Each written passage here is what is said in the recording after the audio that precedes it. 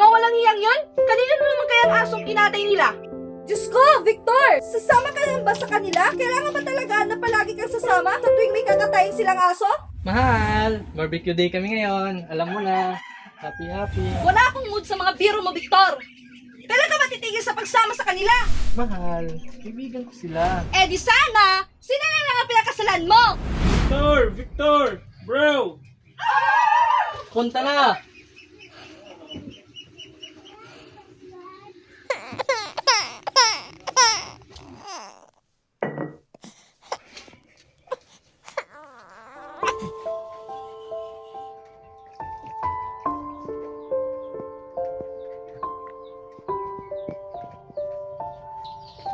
Hindi mo ba ako aayain, Victor?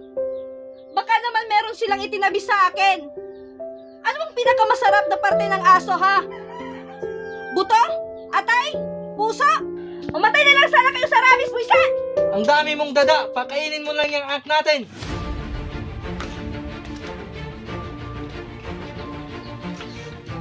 Eh ikaw, bakit hindi ka maghanap ng disenteng trabaho? Kaysa uminom ka ng napakabahong tuba at kumain ng napakaruming karni ng aso. Subukan mo kaya magtino! Wala namang masama sa pagkain ng aso. Dito sa Ratchaga Street, tradisyon na ang pagkain yan. Napakatagal na. Ah! Kaya naman pala! Asal-aso mga tao dito eh! Napangasawa mo naman ako. Oo! Kaya ito, nabubuhay ako na parang aso! Ano bang nakaimot ganyan kagagalit sa akin ngayon? Nakain ko? Aso! Aso nakain ko! Kunting-kunti na lang! Tatahol na ako! Aw! Aw! Halika nga dito, mahal. Ano? Gusto mo bang katayin ko si Ramir para sa'yo? Wala namang ginawa yung alaga mo, kundi tumahol ng tumahol at magkalat! Sa bagay, pabor yun sa'yo! Pwede pa nga natin imbitahan yung mga kaibigan mo? Huwag mong idamay dito si Ramer, Mariana. Alam mo ba, inaalila ko ng asong yan, tapos yan pa ang pipiliin mo? Huwag mo siyang gagalawin.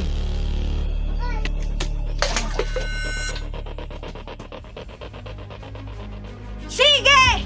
Mag-inom kayo hanggang sa magmukha kayong aso! Ako nang bahala sa veterinarian, mga buiset!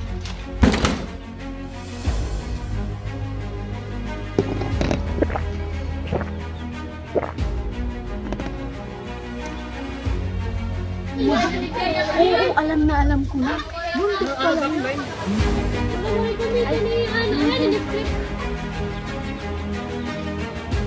Mga walang hiya kayo! Tantanan niyo ng asawa ko! Mga mukhang aso!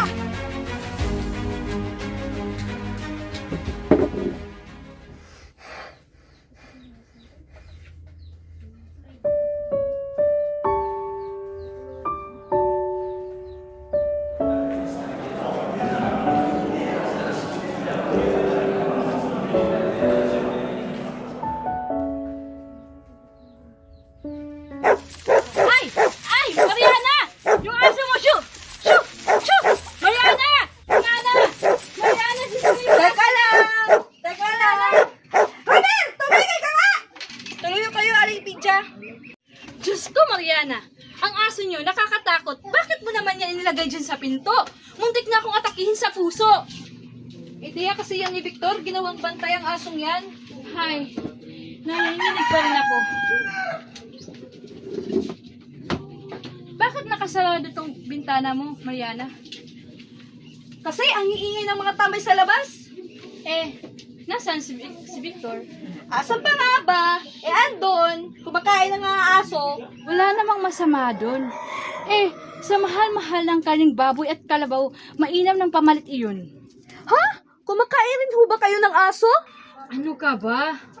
Mas masarap at mas malinis ang karne ng aso kaysa sa baboy. Subukan mo kaya. Oh, nga pala, kumusta na yung baby? Ayun po, natutulog. Oh, eto yung dala kong gulay at isda.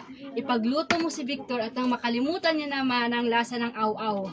O sige na, kumuha ka ng lagyan nito sa kusina. Maraming salamat nga pala, Aling Elpidia, at saka yung pinangako niyo. Huwag kang mag-alala, dinalang kita. Hindi ko pa po ito ipinaalam kay Victor. Hindi naman niya kailangang malaman. Natatakot ho ako, Aling Elpidia. Ngayon pa? Huwag mo na isipin yan. Epektibo po ba yan? Epektibong epektibo. Halika, hahawakan kita. Di ba sabi mo, magtatatlong buwan na tong tiyan mo? Opo. 3 buwan at 2 linggo. Malusog siya, iha. Sigurado ka bang ayaw mo na neto? Hindi ko na gusto magkaanak ulit! Sige, ikaw ang bahala. Nasa iyo ang desisyon. Oh, yun ang bote. Mapait ho ba ito? Oo, Paano ko po ito iinumin? isang kutsara bago maghapunan at isang kutsara naman sa agahan. Pwede po ba itong isabay sa gatas o di kaya ko? Hindi. Kailangan inumin mo yan ng puro. Pwede po ba kayong bumisita araw-araw? Baka kasi magkaroon ng ibang epekto. Sige. Siya, mauna na ako. Ay, may pera ka na ba? Opo, opo. Ito po. Siya, sa'yo na yung bote. Ay, Mariana, pwede mo na palang inumin yan mamayang gabi.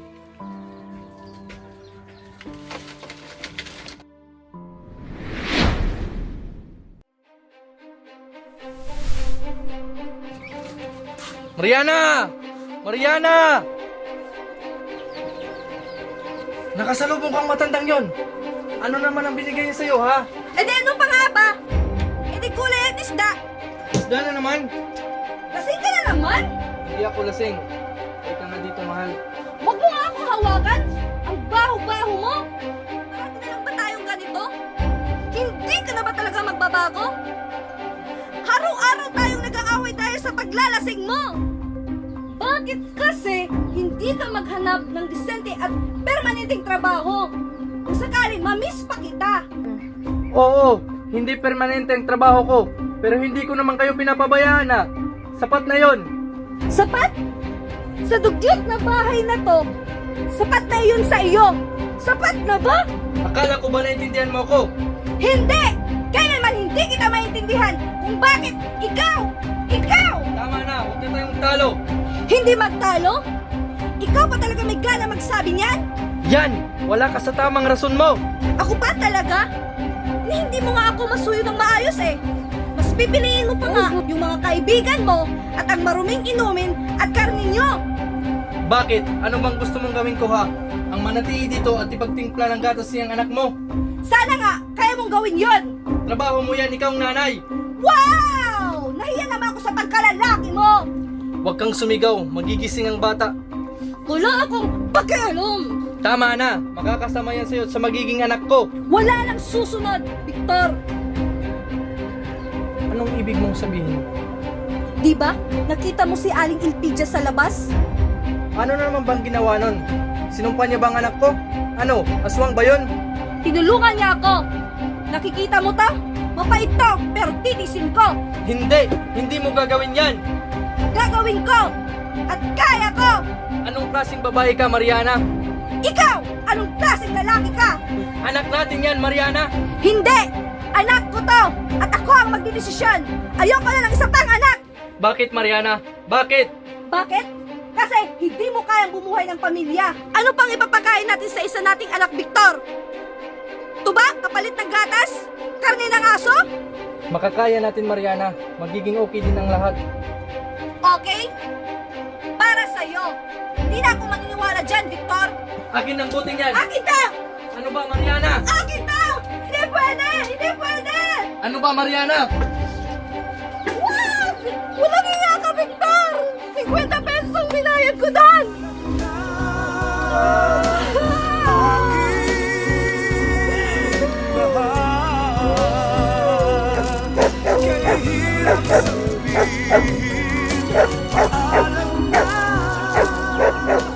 Manahimik ka! Tumahimik ka! Di ka talaga tumigil!